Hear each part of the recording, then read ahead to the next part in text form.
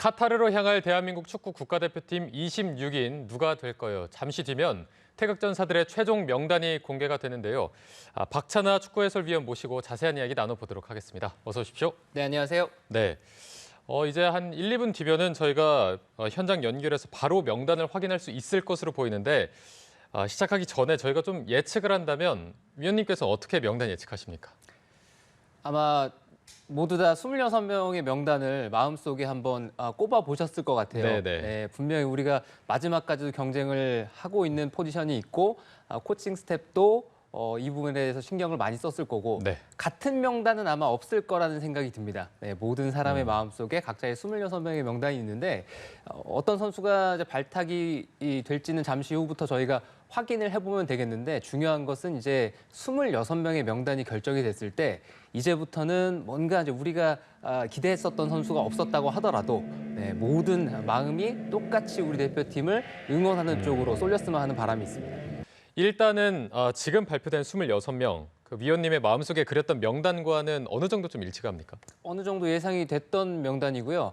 그리고 이번 이제 카타르 월드컵 멤버를 이제 추르는 데 있어서 중요한 것은 이제 과거와는 다르게 이번 월드컵부터는 엔트리가 26명으로 늘었습니다. 네. 코비드 팬데믹 때문에 어쩔 수 없이 이번 월드컵만큼은 기존의 23명이 아니라 3명이 더 늘어나 26명을 함께 갈 수 있는 그런 월드컵이었는데요. 그래서 어떤 선택을 하느냐.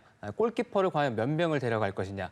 각국의 이제 엔트리 발표를 지켜보면은 골키퍼를 기존대로 그냥 3명의 선수만 데려가고 나머지 23명을 튤립 플레이어로 참가시키는 국가가 있는 반면에 네. 골키퍼를 4명 데려가는 국가들도 있거든요. 그래서 우리가 어떤 선택을 할 것인가 그것이 좀 궁금하긴 했어요. 하지만 예상대로 골키퍼 3명 그리고 필드 플레이어가 23명이었는데 네. 각 포지션당 2명의 어떤 이제 멀티 포지션을 놓고 봤을 때는 역시 더해지는 선수들이 있겠죠. 그 포지션이 어디냐? 역시나 예상대로 우리가 오른쪽 풀백에 대한 고민 그리고 오른쪽 풀백에 대한 마지막 시험 무대까지 있었는데 최근에 대표팀 기조대로 김문환 선수를 필두로 해서 윤종규 선수랑 김문환 선수까지 김태환 선수 이렇게 3명에서 함께 가는 걸로 선택을 했고요. 그리고 공격 쪽에는 황의조 선수 그리고 조규성 선수 이렇게 있고 그간 벤투 감독이 대표팀을 운영하는 모습을 봤을 때는 손흥민 선수가 윙포드처럼 출전하기보다는 최전방 공격수로 또 많이 배치가 됐었거든요. 그러니까 네. 공격수가 적은 것은 큰 문제가 아니다. 대신에 2선에 특히나 측면 미드필더로 분류될 만한 선수의 숫자가 넉넉한 편이고 예상대로 이강인 선수는 월드컵에 함께 하게 됐습니다. 네. 혹시 이번 발표된 26명의 명단 중에서 조금은 의외였다 하는 인물도 혹시 있을까요? 의외였던 선수는 솔직히 말씀드리면 단 한 명도 없습니다. 깜짝 발탁이 없을 거라는 거 정도는 예측이 가능한 시나리오 중에 하나였고요. 네. 각 이제 포지션별로 어떤 선수가 이제 마지막까지 각축전을 펼치느냐. 저는 개인적으로는 엄원상 선수와 송민규 선수가 마지막으로 이제 경합을 하지 않겠는가 이렇게 봤거든요. 네. 그런데 벤투 감독의 선택은 어제 경기에 출전을 했던 송민규 선수, 엄원상 선수는 어제 경기는 출전을 못했는데요. 네, 네, 그래서 마지막 선택이 송민규 선수가 아니었나 이런 생각이 들고 송민규 선수 발탁의 어떤 벤투 감독의 변을 해보자면 우리가 송민규 선수가 주전으로 나서기보다는 교체 카드로 기용이 될 확률이 높은 상황에서 우리가 공격수를 교체로 기용해야 되는 상황은 우리가 주도를 하면서 상대가 라인을 밀고 올라오는 그런 역습에 이제 바탕을 둔 상황이 아니라 상대가 수비를 단단히 걸어 잠그는 상황이 많을 거 아니에요. 아무래도 월드컵이라는 무대에서는 우리보다 다 강한 팀과 경기를 해야 되는 상황에서 그런 상황에서 봤을 때는 송민규 선수의 스타일, 엄원상 선수의 스타일을 두고 봤을 때 송민규 선수의 장점이 그런 상황에서 우리가 교체 카드로 기용하기에 더 적절하다고 코칭 스텝은 판단했을 가능성이 큽니다. 네, 마침 또 송민규 선수 어제 아이슬란드의 마지막 평가전에서 골을 넣기도 했고요. 그리고 이번 발표를 보니까 추가로 같이 갈 선수 발표가 있었습니다. 수원 삼성의 오현규 선수 함께 가서 훈련을 같이 할 것이다라고 밝혔는데 이건 저희가 어떤 의미로 봐야겠습니까?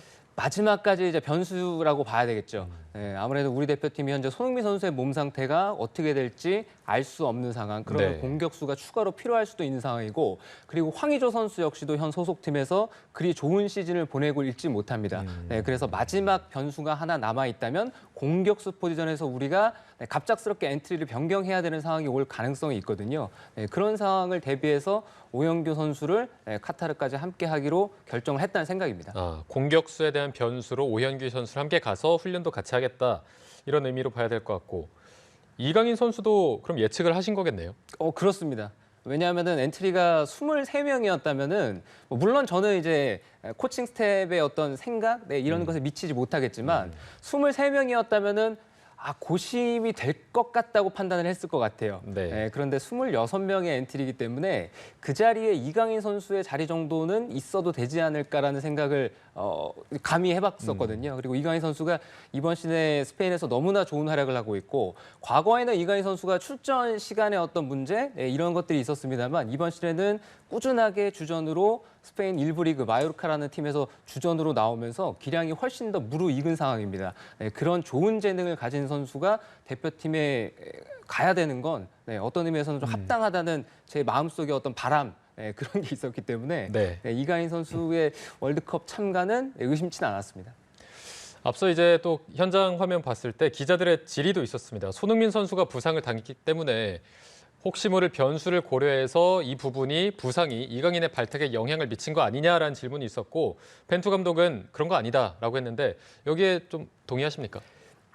동의를 할 수밖에 없는 게 우리가 아이슬란드와의 평가전을 위해서 이번에 선수들을 소집을 했지만 네. 이번 대표팀에는 유럽에서 뛰고 있는 선수들은 합류할 수가 없었거든요. 그래서 시점을 지난 9월로 거슬러 가보면 9월이 사실상 우리 대표팀에게는 월드컵 참가전 마지막 모의고사였습니다.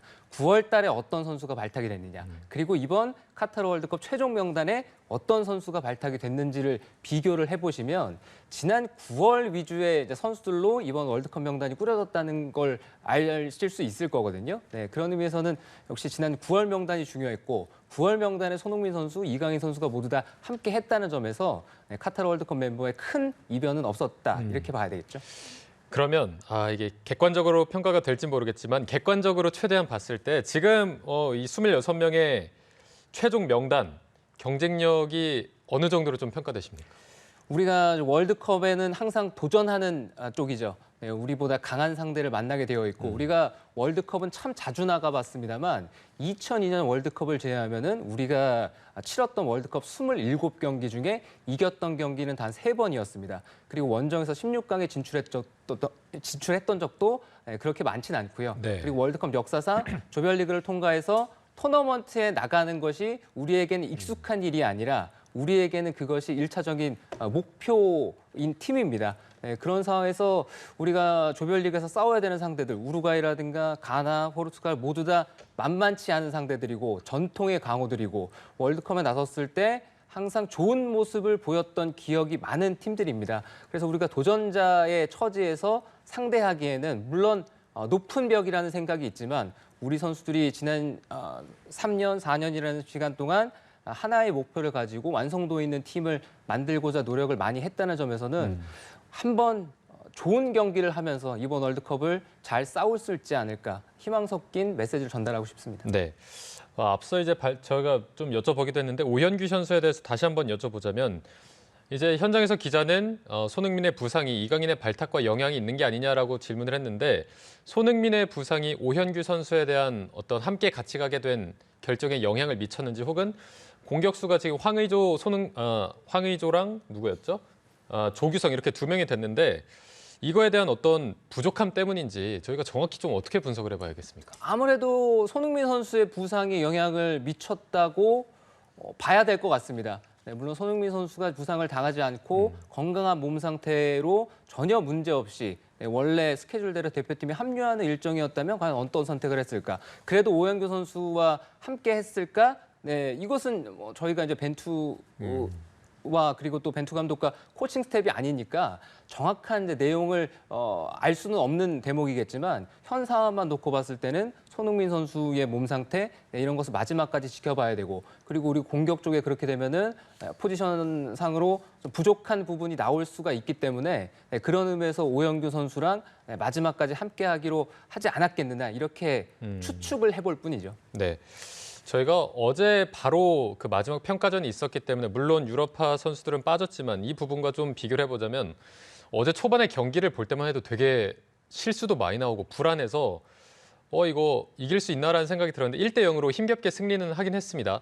어제 평가전은 어떻게 보셨습니까?